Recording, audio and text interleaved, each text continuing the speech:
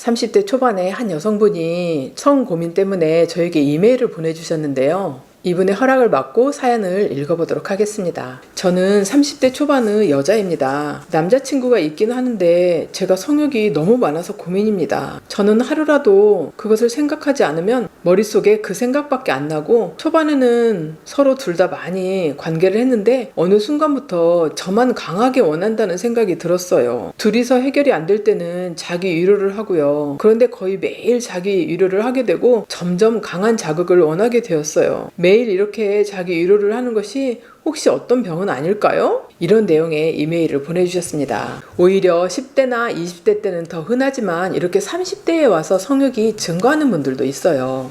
앞으로도 제가 여러분의 성적인 고민을 이메일로 받아서 컨텐츠로 만들어 보려고 합니다. 이메일로 보내주시면 되는데요. 고정 댓글과 설명란에 이메일을 적어놨으니 그곳으로 보내주시면 됩니다. 실명을 사용하지 않으셔도 됩니다. 저희들이 개인적인 사정을 각색하기도 하고 보호하고 있으니 안심하고 보내주셔도 됩니다. 여자는 성적으로 왕성한 시기가 애를 둘을 낳아야 된다? 또는 30대에 늦게 된다? 이런 설이 있고요.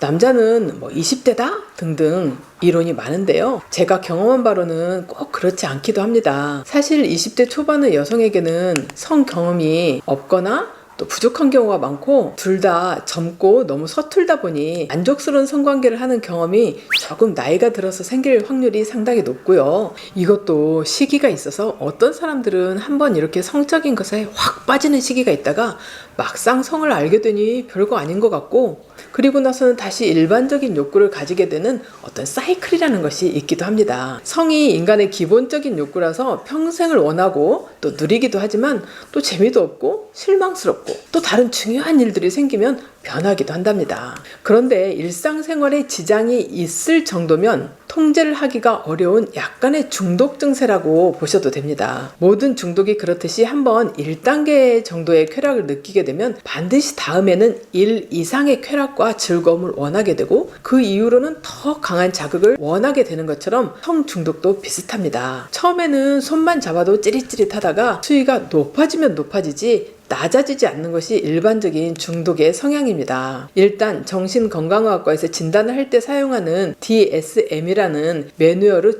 최신판에 의거해서 관계 중독의 증상에 대해서 말씀을 드려보겠습니다. 여러분들도 이 중에서 4개 이상에 해당이 되는지 한번 잘 듣고 살펴보세요. 첫 번째로는 성적인 판타지, 성적인 환상, 충동이나 행위를 생각 혹은 실행하는데 일상생활에서 너무나 많은 시간을 할애하는 경우입니다. 일상생활에서 일도 하고 사람들도 만나야 되고 하는데 성적인 생각이 너무 많이 들어서 생활이 안 되는 경우이죠. 두 번째로는 우울하거나 불안할 때 성적인 생각에 빠져드는 경우, 이것은 심리적인 부분과 관련성이 큰데요. 불안한 심리적인 상태가 파고들어서 그 부분을 성으로 대체하고자 하는 욕구로 생긴다고 볼 수 있겠습니다. 세 번째로는 일상생활에서 어떤 스트레스를 받을 때 성적인 행동에 반복적으로 빠져드는 경우, 일이나 인간관계에서 스트레스를 굉장히 많이 받으면 우리 몸에서는 안정감과 즐거움을 느끼고 싶어하고 엔돌핀이나 도파민과 같은 호르몬을 더 만들어내기 위해서 우리가 단 음식을 원하는 것처럼 성적인 행동을 원하는 것일 수도 있습니다. 네 번째로는 성적인 환상이나 충동, 행위들을 줄여보려고 굉장히 노력을 하지만 실패를 하는 경우입니다. 이러한 중독의 경우는 혼자서 해결하기가 쉽지 않습니다. 이렇게 중독이 해결이 안 된다면 주변의 상담센터나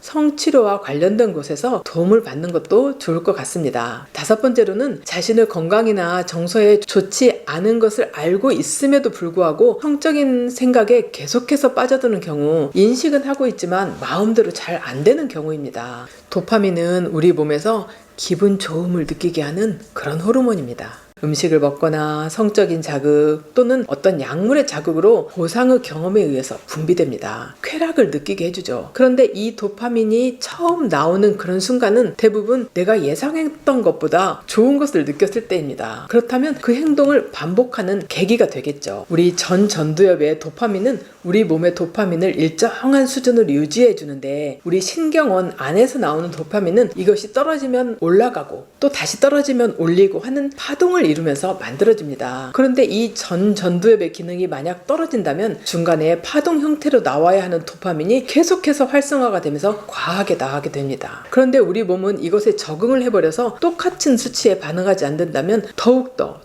많은 쾌락을 원하게 되는 것이죠. 우리 몸을 흥분시키는 신경 전달 물질과 반해서 흥분된 신경계를 이완하고 안정시키는 역할로 우리 몸에 브레이크를 걸어주는 것이 가바라는 물질인데요. 우리 몸에서는 잠시 멈추는 것을 아주 중요하게 생각합니다. 그런데 이 가바라는 안정시키는 물질을 평상시에 다 소모를 해버릴 수도 있어요. 몸이 아프거나 신경이 예민하거나 하는 경우 그곳에 이미 다 써버리게 되고, 그렇게 되면 도파민의 흥분을 막아내는 것이 쉽지 않아지니까 중독에 더 빠지게 될 수도 있습니다. 가바는 여러 가지 활동을 통해서 산화된 우리의 신체에서 자연적으로 합성되어서 이완과 진정을 통해서 손상된 신체 조직의 회복과 재생에 관여를 합니다. 우리가 운동을 하고 나면 굉장히 차분하고 개운해지는 것도 우리 몸이 이런 가바를 만들어내서 과도한 산화를 막고 안정작용을 하기 때문입니다. 그러나 이러한 물질도 과도한 스트레스나 자극이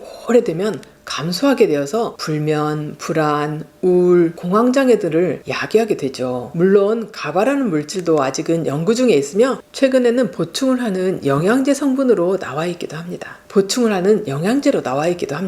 일단 음식이든 최근에 문제가 많이 되는 약물이든 성중독이든 원리는 비슷합니다. 따라서 치료도 비슷하겠죠. 음식이나 어떤 약물 중독의 경우에는 실제 중독이 된 본인이 문제가 되고 또 2차적으로 주변과 가족과 사회에 영향을 미치는 데 반해서 성중독은 정도가 심한 자유를 제외하고는 성적 상대자인 누군가에게 직접적으로 피해가 가기 때문에 더 심각한 문제가 됩니다. 정서적으로 자기가 원하지 않는 강간이나 성폭행 등으로 이어지기가 쉽고 성병이나 임신의 위험성도 같이 도사리고 있어서 사회적인 파장과 문제는 더욱 심각합니다. 제가 이런 채널을 운영하는 목적도 어려서부터 정식으로 잘 정돈된 성교육이 없이 성장한 세대의 일원으로서 성인에게도 성교육이 필요하고, 나는 잘 알지만 타인은 전혀 몰라서 피해를 입거나 또 씻을 수 없는 상처가 되는 일이 너무나도 많이 일어나기 때문입니다. 선진국에서는 성심리학자, 성의학자 등 많은 분야에서 연구하고 노력을 하지만 실제 우리나라는 전국의 의과대학과 유명하다고 하는 대형 병원에서도 성 문제를 연구하고 치료하는 전문가가